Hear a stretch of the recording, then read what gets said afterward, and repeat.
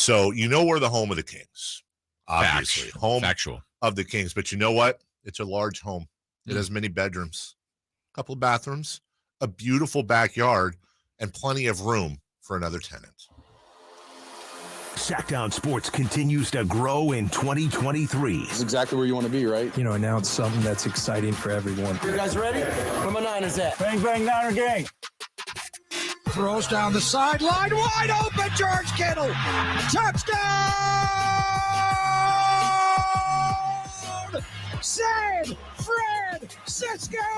Breaks a tackle, 20, 10, 5. Deebo Samuel all the way into the end zone for a touchdown. You almost know Debo's going to have one or two of those in the game. Purdy going to throw for the end zone for McCaffrey.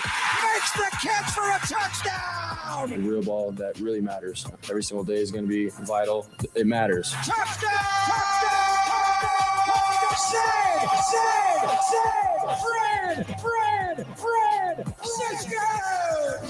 Sactown Sports is your new home for the San Francisco 49ers. I mean, How about that? listen, I said most of you, not all of you, because I know people love different football teams. I can tell you for me and for most of the people in this town, that is a big deal. The 49ers have a real Sacramento presence now. And that doesn't just mean you're going to hear games on Sundays, Mondays, Thursdays, and sometimes Saturdays. That means all of the coverage expands. Obviously, Matt Barrows will continue with us. We'll continue to be out at training camp and at games, but beyond that, and joining us right now is only one person. There's just one guy we could think of to help us with this announcement. It's the voice you will be hearing. How great is this? Greg Papa is a hero of mine. He's now on our station narrating those Niner games for you. Good morning, Mr. Papa. How are you? You can't turn off Robert Cole Bell. You guys ready? Yes.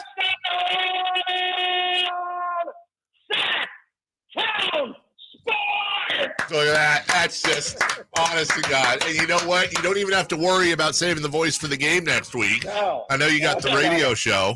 Yeah.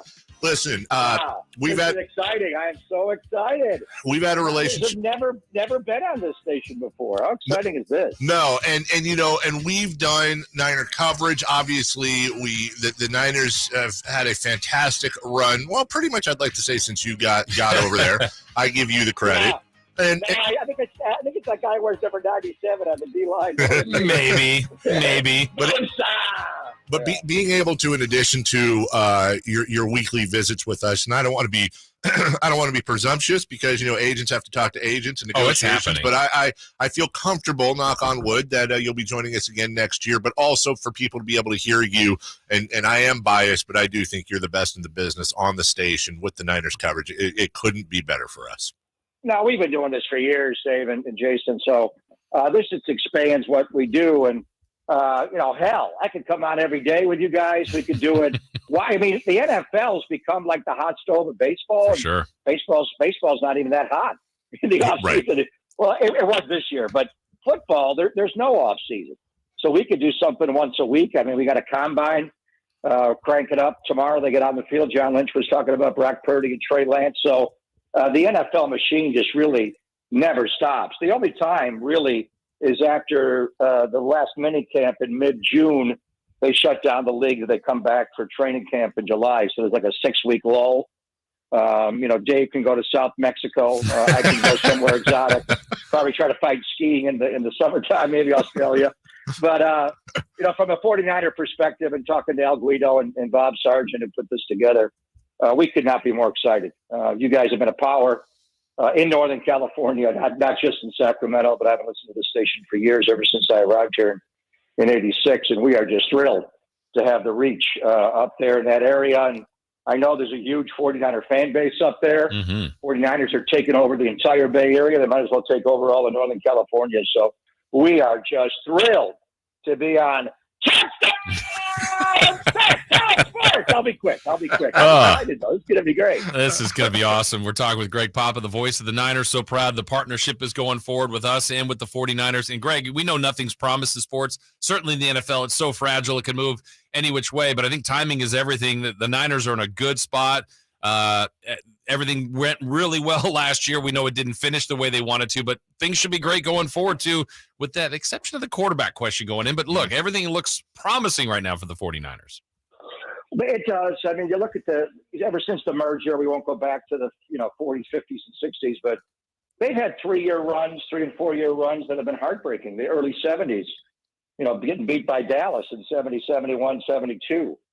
Obviously in the early 90s, after going back to back, not being able to win in 90, the Roger Craig fumble, the heartbreak against Dallas, even Jim Harbaugh's teams, early part of the 10s. We're in NFC championship games 3 straight years, and we're only able to win one in the heartbreak of the Super Bowl there. But this, I'll throw the pandemic year out because that was so weird, Jason. I didn't feel like we even played. They for half the year, last third of the year, they were down in Arizona, exiled from their home stadium. So really, it's the 3 years of 19, 21, and 22 have been exhilarating. And to me, it all does coincide with the drafting of Nick Bosa.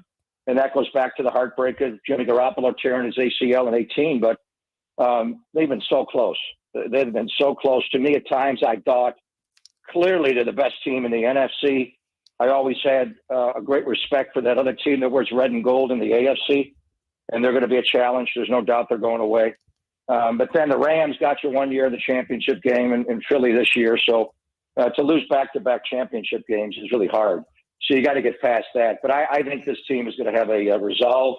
I know they're angry the way it all finished up. And now you just got to go through the offseason. And so much is made about the quarterback's health in the offseason. Brock's going to heal from this, and hopefully he'll have the surgery maybe as early as next week. We'll find out later in the week. And then the time starts to tick as far as his rehab and recovery. And he's going to be diligent. I'm hoping Trey has a tremendous offseason and has a lot of development, the way Jalen Hurts did for the Eagles this past year. But I think going into it, to me, clearly, and I think the organization feels that Brock's the guy, and hopefully he'll be able to get through this and be able to resume his career, if not opening day, very, very shortly into the start of the new year. And he's going to be a better player in his second year. He didn't talk about the offseason. He was behind everybody, Mr. Irrelevant. So yeah. He didn't get a lot of reps, so he's kind of used to jumping in. He didn't throw the ball much to Ayuk and Kittle and Debo early last offseason until he got in there. So, yeah, the franchise is ready. I think they're over-marinated. They're ready to win that Super Bowl and get back to the Super Bowl. But the last 4 years and the last 3 on the field have been tough. They've been so close. And at times, I know you guys felt it when they won 12 consecutive games this year, including the 2 in the playoffs. You thought, yeah, they got to get 2 more here.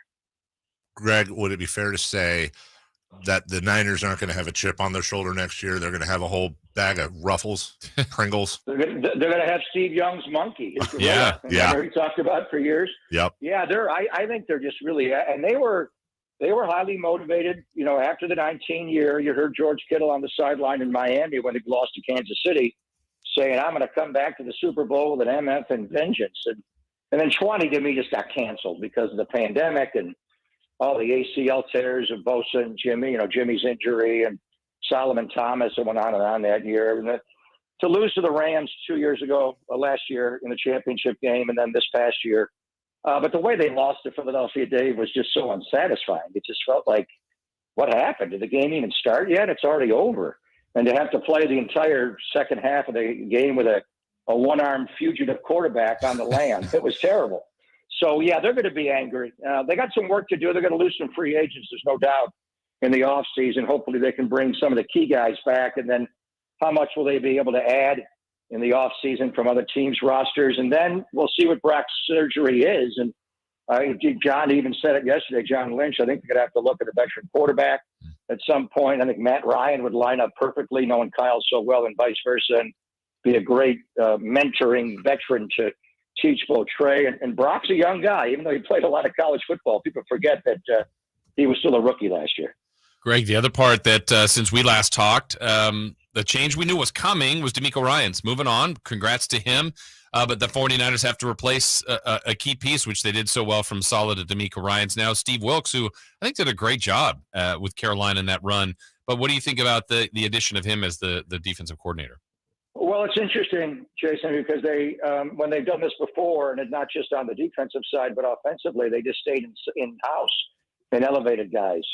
And they've lost a lot of great guys on offense, and they just keep elevating. You know, it's obviously Kyle's offense, and he does groom guys to take on more and more. Losing D'Amico will be significant because I think he had a great relationship, obviously, with the entire defense, but in particular Fred Warner, you know, being the Mike linebacker, the single caller. I thought they could stay in-house. Corey Unlin was a guy I thought they may turn to, but that didn't work out, so they went to Wilkes. Obviously, in Carolina, they did a nice job this year as the interim coach, and he was involved in their defensive structure in the secondary. We saw them early in the year, October the 9th, when we played them there. But also, don't forget, for 1 year only in 2018, he was the head coach of the Arizona Cardinals. And the Cardinals won 3 games that year, I believe. And they wound up the next year with the number 1 pick in the draft. They took Kyler Murray, and the 49ers wound up with the 2nd pick and took Nick.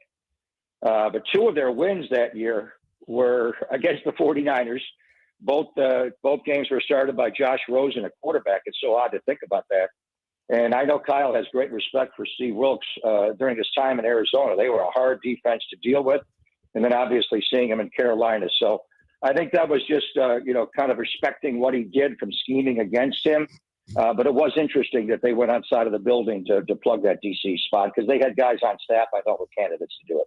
That's the voice of the San Francisco 49ers on the home of the San Francisco 49ers, Sactown Sports.